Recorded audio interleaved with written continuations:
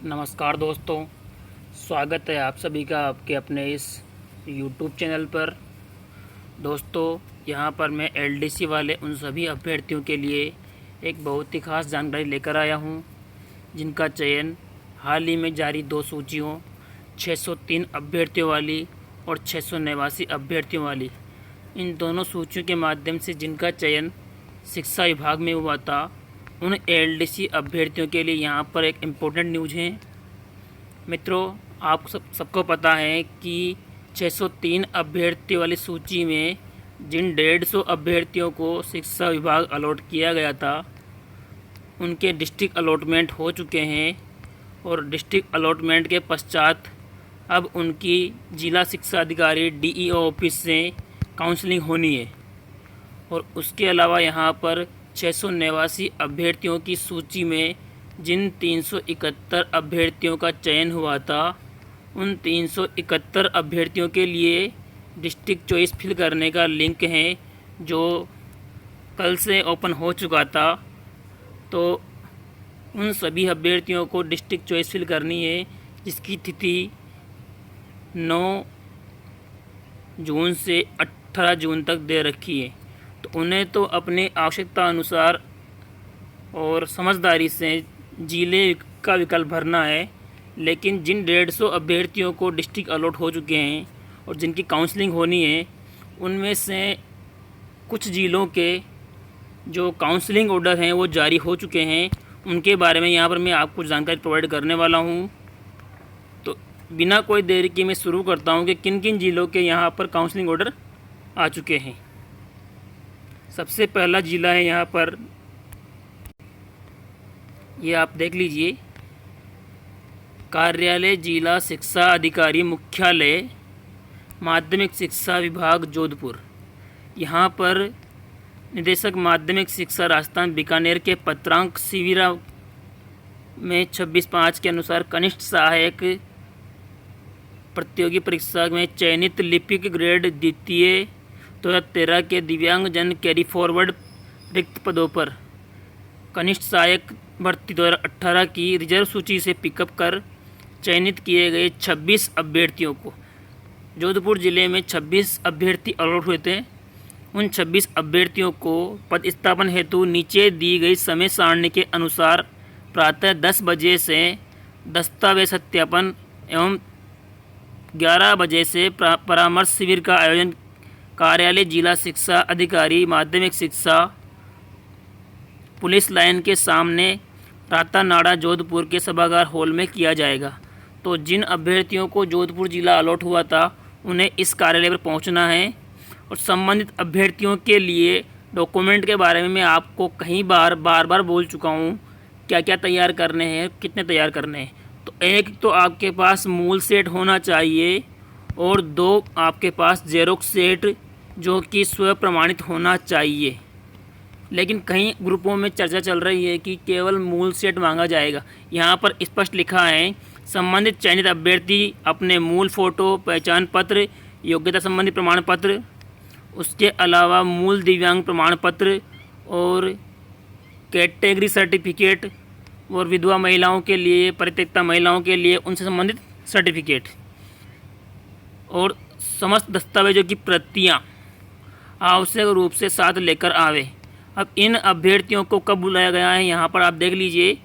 इन 26 अभ्यर्थियों को दिनांक 12 जून 2021 को बुलाया गया है और चयनित अभ्यर्थियों के लिए की सूची कार्यालय के नोटिस बोर्ड पर व विभागीय वेबसाइट पर भी अवलोकन कर सकते हैं, जो कि मैं आपको पहले जानकारी प्रोवाइड कर चुका हूँ।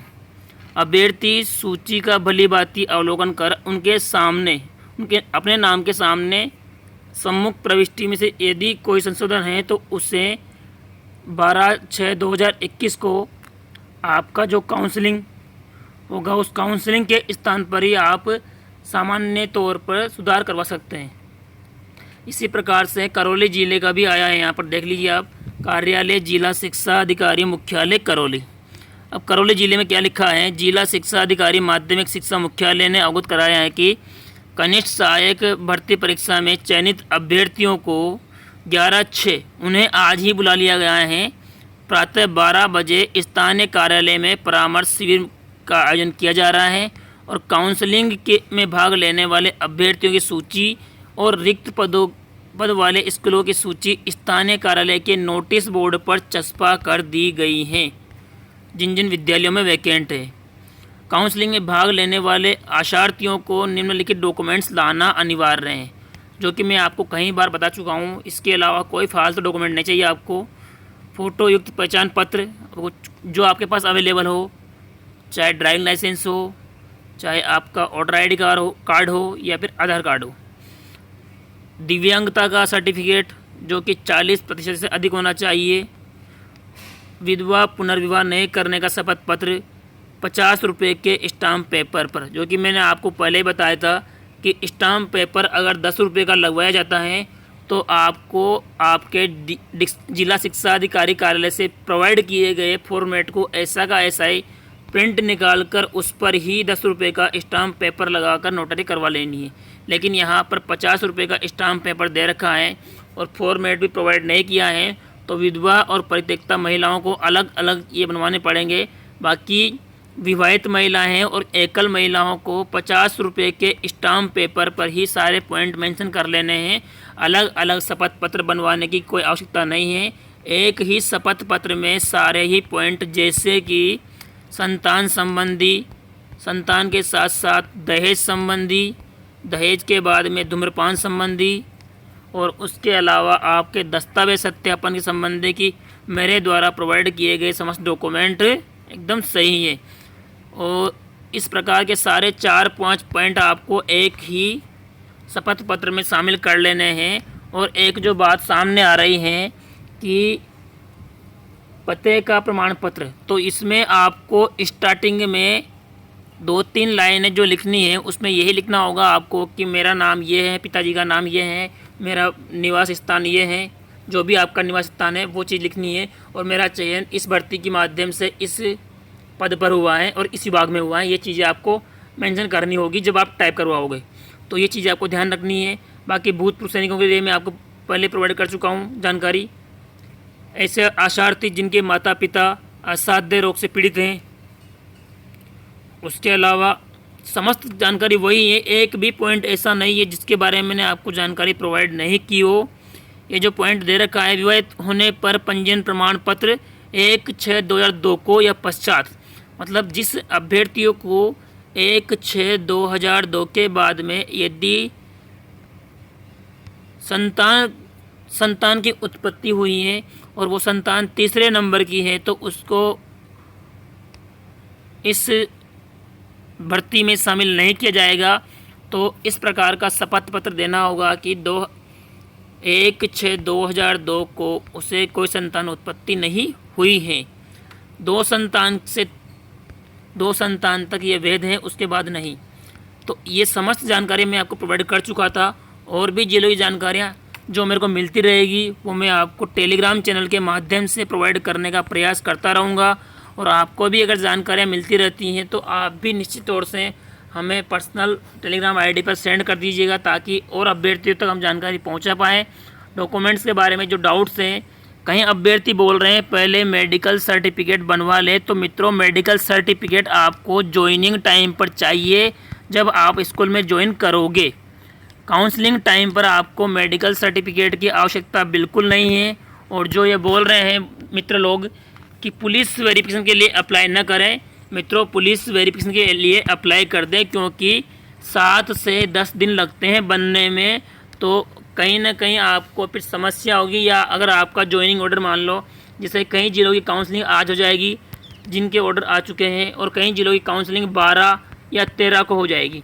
अब जैसे ही 12 या 13 को काउंसलिंग के बाद में यदि 14 तारीख को ज्वाइनिंग ऑर्डर आ जाएंगे, तो आपका अगर पुलिस वेरिफिकेशन तैयार है तो आप उससे निश्चित तौर से जाकर 15 या 16 जून को ही ज्वाइन कर लेंगे। रही बात कुछ और डॉक्यूमेंट्स की, जो कि कई सारे अभ्यर्थी बोल रहे थे कि महाविद्यालय नहीं खुल रहे हैं, कॉलेज नहीं खुल रहे, तो हमारे पास डिग्री अवेलेबल नहीं है। तो मित्रों कॉलेज खुल रहे हैं, कॉलेज में डिग्री मार्कशीट वगैरह सब अवेलेबल करवाई जा रही है। ये आपका एक ज़रूरी काम है, और ज़रूरी काम के लिए कोई भी आपसे किसी भी डिग्री या डॉक्यूमेंट्स के लिए मना नहीं करेगा। चाहे आपका अंतिम शिक्षा का चयनित प्रमाण पत्र हो या आपकी डिग्री हो या मार्कशीट हो, कुछ भी हो, किसी भी डॉक्यूमेंट के लिए आपसे मना नहीं करेगा। हर डिपार्टमेंट आपके लिए खुला है, चाहे वो स्कूल हो चाहे कॉलेज हो।